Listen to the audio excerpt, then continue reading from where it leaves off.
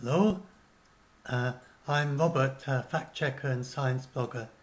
Welcome to my channel, where I help people who are scared of many things.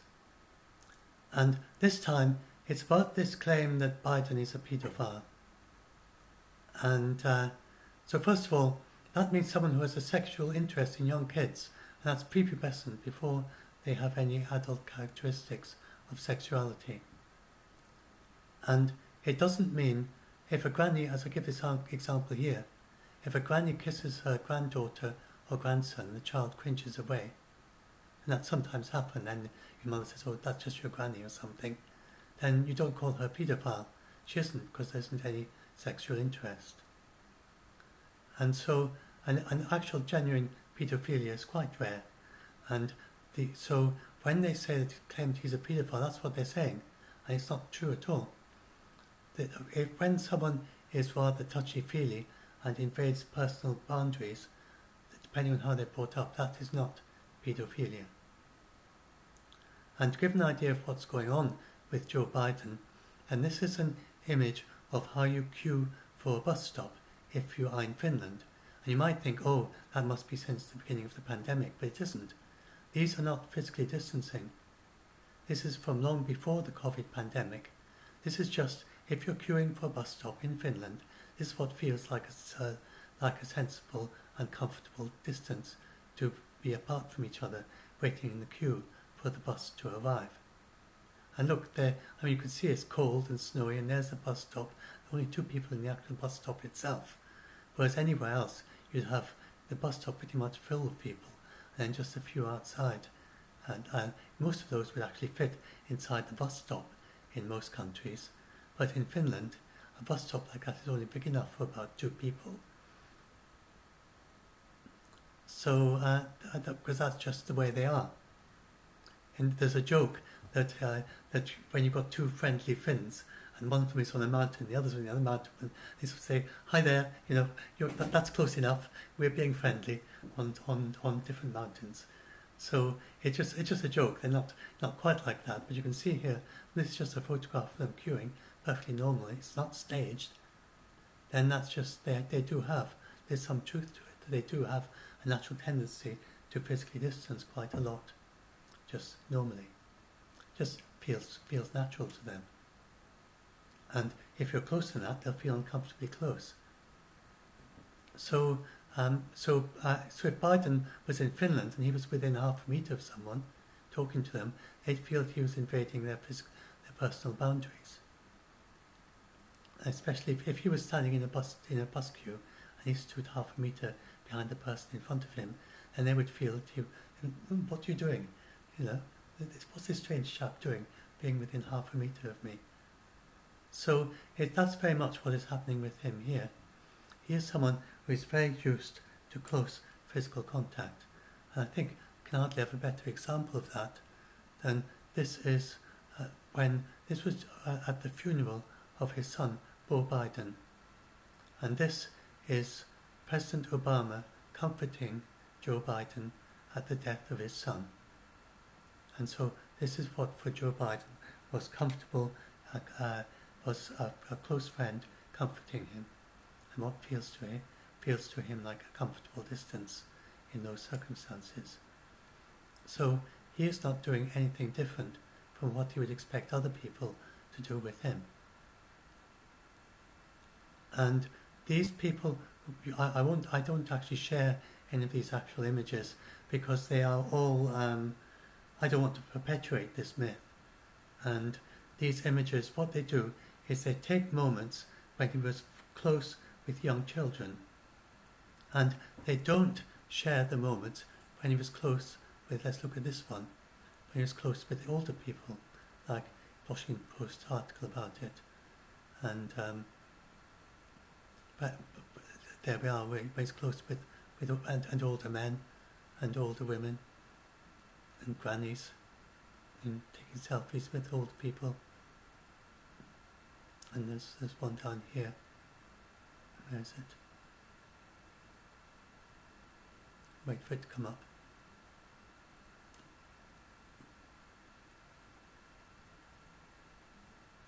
Yeah.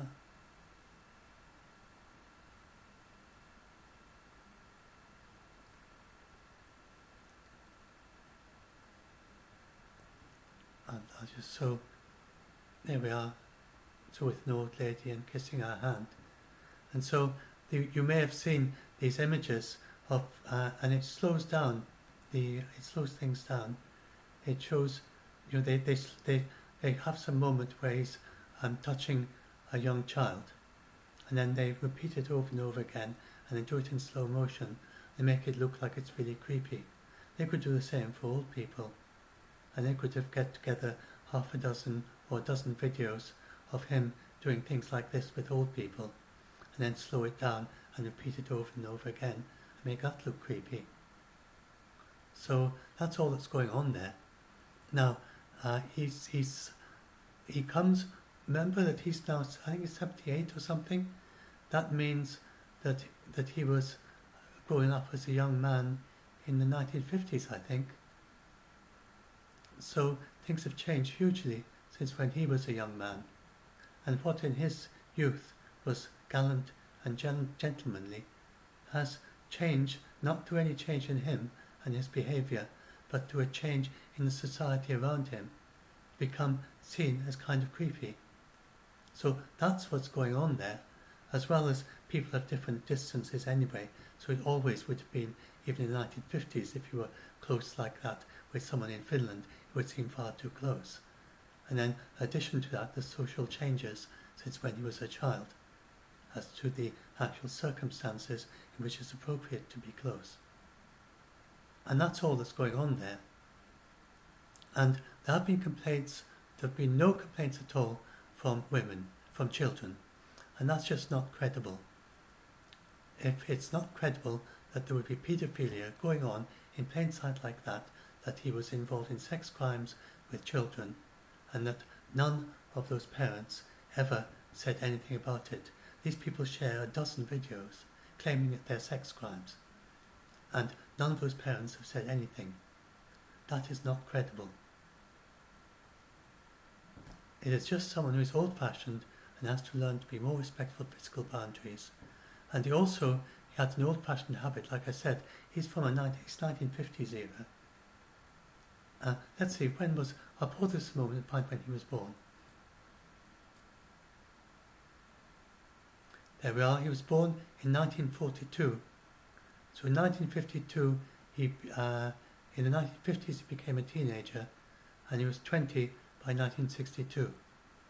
This is a very long time ago, and things were so different. They were very different even in the 60s. And this is going back to the early 60s or the 50s. So that's when a lot of these things actually form, these habits. And so just being gallant, and so for instance, congratulating young girls on their physical appearance, which is seen nowadays being creepy if it's especially if it's a young girl, especially if it's a very young girl and it's another person, another family. But that is not at all paedophilia. This is just what was seen in those days as being a thing that a gentleman would say to a young girl, and was seen as being flattering. So this is just a social change. And PolitiFact put it like this: there's no credible evidence that supports this claim. In Joe Biden's more than 40 years of public life, we could find no news reports, no formal accusations, complaints, no arrests or investigations that implicate him in any sort of sex crime involving kids. And they call it pants on fire. In other words, totally false. No basis to it at all. And as I said, if these people found it, they could find dozens of videos of him hugging elderly people, many aged over at least 90. And I invented this name, non-generophilia. But then I realised there's actually a term called gerontophilia. There are people who have sexual interest in elderly people, just like some have sexual interest in prepubescent kids. And so they could similarly make this fake, totally false claim that Biden has an unnatural sexual interest in very elderly people. And he doesn't, of course. He's just being polite and warm and gentlemanly about that as well. I mean, of course, he's very elderly himself, but especially when he was a young man. I'm sure when he was young, he also did that. Now, I thought I'd add something else, because of the title, this may well, and because of this being in the news, and some people might worry that they themselves are paedophiles, or they might want help if they really are a paedophile. Now, because a paedophile doesn't mean a criminal, and some psychologists make this very clear distinction. So you have these people who are criminal, who actually harm young kids, and sometimes have no sexual interest at all. It's just domination. And then there are others who do have this sexual interest, and one possible hypothesis is that they had it was what they have was perfectly normal when they themselves were prepubescent. And it's just that as they grew older, beyond that age, then their sexual interest didn't mature as they got older. And so this can actually be treated. But before I get any, and you get lots of people saying it can't be treated, but I found a couple of examples of people who themselves were paedophiles in this psychological sense, not in the criminal sense, and then were cured of it. So this can be done. And just ignore you get all these things, even learned psychologists saying it can't be done. But these are people who are saying that they did have this interest, and it was a big problem in their lives. And in one case, self-harming because he couldn't bear it. Harming his sexual organs because he couldn't bear having these feelings. And then he got completely over it through psychological help, a course of psychology. And before I go and talk a little bit more about that, I'd just like to say that if you're a young man and you have a sexual interest in adult women or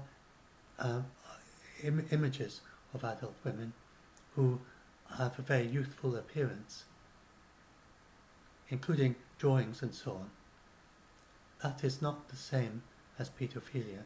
If they're images with adult sexual characteristics but they look very youthful, that is quite a natural thing within the normal range for a young man. It seems to be something even a bit evolutionary maybe built in, to the extent that when you look at President Macron, whose wife was 25 years older than he is, 24 years older than him, and this is her looking particularly youthful. She's obviously made herself up to look youthful, but she's quite a bit older than him. And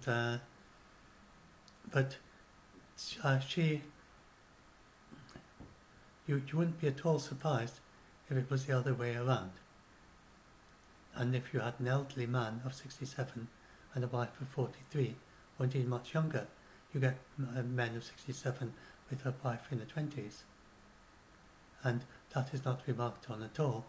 But when it's the other way around, and you have a man in his 20s and a wife in his 60s, or older than that, then it is remarked on. So there seems to be a thing that there's at least a tendency for men to have an interest in younger women. And it may be partly because women are of childbearing age up to a certain point. And so it may be that it is something to do with the attraction to women of childbearing age, although it's obviously far younger than that. If you're a young man who's in your young 20s or something, and you're interested in a woman who has the appearance of being maybe 5 years younger than you. But it's not paedophilia and even if it's a woman of your own age, but who has made herself up with makeup to look younger than that. So that's just very common in our society. And but that is not paedophilia. Paedophilia is specifically an interest in a child who's so young that they don't have these secondary sexual characteristics. And that's really quite rare. you're sustained, focused, and it's also not just some mild, they look attractive or something. It's an actual sustained, focused, and intense pattern of sexual arousal, persistent sexual thoughts, fantasies, urges, and behaviours that all involved in prepubertal children, and they've either acted on these thoughts or they are markedly distressed by them. That's the psychological definition of this condition. And they point out there's a broad range of sexual behaviour with peers may occur in children or adolescents, but it doesn't account for them because they're very close in age to the ones who are pre or post-pubertal children who no longer are beginning to develop these characteristics. It's more when you've got a child who is, they say, at least 5 years difference. And it doesn't involve, and they can also, and it's not just the sexual behaviours, because, for instance, if they don't reflect a paedophilic sexual arousal, that could happen with things such as manic episodes, where you're really out of your mind and you don't really understand what you're doing, or dementia, or substance intoxication. And there can be various other situations where you really aren't living in the real world as we might think of it. So that is not paedophilia either. Anyway, but if anyone here is a paedophile, then that doesn't mean a criminal, just someone who finds that they have this very rather stunted in their and not very much developed. It goes back to their pre-adolescence. It hasn't developed beyond that point. It would be appropriate when they were at that age themselves, but it's no longer appropriate as they've grown up. Then there are ways of treating it. Basically, the psychologists have various techniques you can use to help yourself to mature in the object of your sexual interest. And there's an institute called the Portman Institute in England, which has programs that help paedophiles.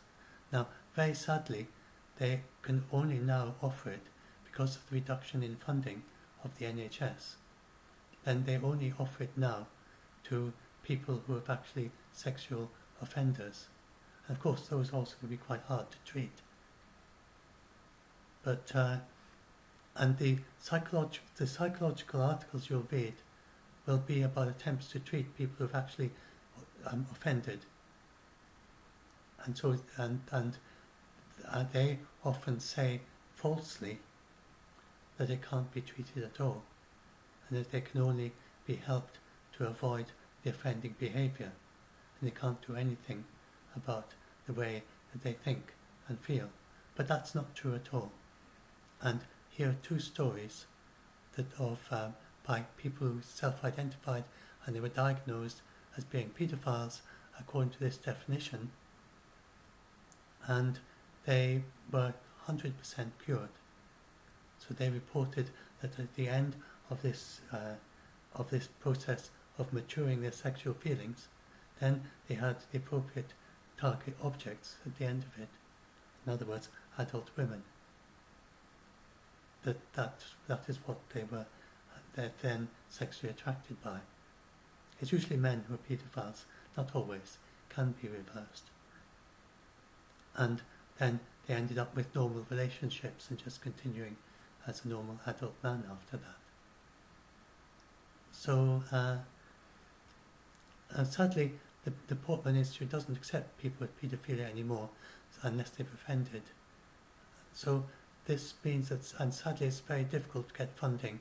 So if any of you watching have this condition, then very sadly, it's been so demonized almost and criminalized to the extent that it's very difficult to get funding to be helped if you have this condition and you need help and you haven't offended. And so but the help is there available, and you need to try and find the right psychologist who actually does actually believe that it can be helped and it can be cured. And so the help is available. It's known how to do this. There are some psychologists who know how to treat people with paedophilia and get them 100% over it. But it's quite difficult to find the appropriate people. And personally, I think that society shouldn't just let people become paedophiles and then imprison them when they become paedophiles or whatever it is. I think they should target this at an earlier age. They should raise more awareness of the condition and then provide the psychological help to help people to move beyond paedophilia and not offend in the first place.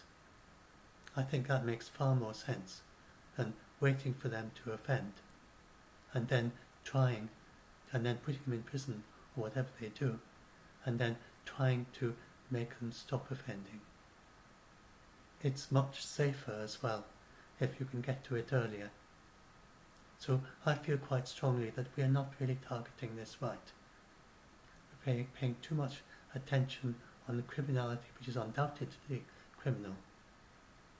And the criminals are not always paedophiles in this psychological sense. So I think there's been too much identifying of criminality with a psychological condition which is curable, and it's not widely recognizable that it is curable. And I think that I think we need raising awareness of this issue after reading up about it as a result of my research into this article. Then I feel that this is a condition that they should target it at the source, and it should be made more widely understood that it is a curable condition, and that these people they shouldn't be blamed for what happened to them. Often there's sad stories behind how they think this actually developed. It's often a pattern of sexual abuse of some sort that leads to it. And then then during their maturing age, because of sexual abuse, they're not able to mature sexually themselves. And then when they manage to escape from the sexual abuse, then they find that they've got a very immature approach and sexual interest in only young children. That's it's not very well understood. That's just a rough idea of why it might happen. It's a kind of arrested development, and it may be arrested partly because of sexual abuse, which means that they withdraw and they don't mature. And these people need to be helped, and really they're overcoming victims of whatever the circumstances that led them. It doesn't seem to be like some of the other things, like being gay or whatever, which is a result of, it seems to be genetic from before birth, at least in many people. But in this case with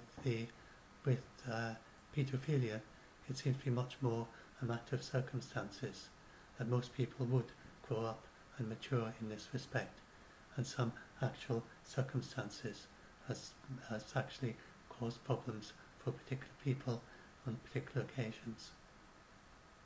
I don't really know much about this.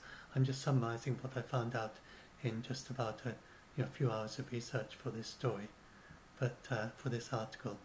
But I think hopefully this helps a bit, and it basically it's the same as with all my articles. I don't know about it, but I know how to find the best sources. I seem to be quite good at finding good sources of material very quickly, and that's what I found on this topic. So anyway, I hope this helps a few people. But this doesn't apply at all to Biden. There's no evidence at all that he has this condition. He is just someone who is touchy-feely, and he's like the opposite of the Finland people. He's just like, as you can see, without any. I mean, this just shows. I mean, it just for many people that would be a little bit too close, but for Joe Biden That's just normal for him. So that's the sort of person he is. And he's just comforting other people. It's often people, for instance, some of the videos that are shared virally are of him comforting his grandchildren on that same occasion that Obama was comforting him. So he's kissing them, his grandchildren, and being physically close to them in order to comfort them. And then this gets played over and over in these videos, and they claim he's a paedophile because he comforted his own grandchildren when their father died. It really is rather horrific what these people have done, the way they've made him out to be a paedophile for when he's not at all. Anyway, so hope this helps. And do be careful about spreading stories like this. Check them first. Check them properly. Check, like the PolitiFact is pretty good at many of these stories. And this is, I'll just finish with this heartfelt thing that he said. He describes what he did as gestures of support and encouragement for women and some men that made them uncomfortable. In my career, I've always tried to make a human connection. I shake hands and I hug people. I grab men and women by their shoulders and I say, you can do this. Whether they are women or men, young or old, they are the way I've always been. They're the way I try to show I care about them and I'm listening. And so he took on the job of being a politician. Says, I've never thought of politics, or I haven't invented that, as cold and antiseptic. I've always thought of it as about connecting with people. And then he says, I've worked my whole life to empower women. I've worked my whole life to combat abuse. And that would of course include abuse of children. The idea that I can't adjust to the fact that personal space is more important than it's ever been is just unthinkable. I will. You can listen to his video there. And hopefully with the background that I've given to it, to explaining it all, you will understand that he's being genuine there. And of course he can. I mean, during the entire COVID pandemic, he was known for, and during the campaign, for his physically distanced events. He's been physically distanced throughout the COVID-19 pandemic. And then as he goes back to being more connecting in a physical way with people, and he's going to be very careful. I'm sure he will. So be more mindful of respecting personal space. So anyway, I hope this has helped clear up a few things for some of you. Just reminder, our Facebook group Doomsday Debunked, where we help. I'm one of the fact checkers there, where we help people who are scared of many things, and we welcome people who are good at fact checking, as well as people who are. I hope I haven't gone too quiet. This is a new thing I've added. This is to help me. I see I've gone a little bit quieter. When I started, I was like this, and I've got more like this, and I tend to do that. And YouTube equalizes the volume across. You haven't got any choice in the volume. I've got a program that I could export and re-import soundtracks to, but hopefully it's not bad enough to need that. And I hope this is clear enough. Anyway, if you do join our group, Facebook group Doomsday Debunked, then please read the rules at the head of the group, because they help to make it function properly. And before you comment or post there. And hope this helps some of you and I'll upload it.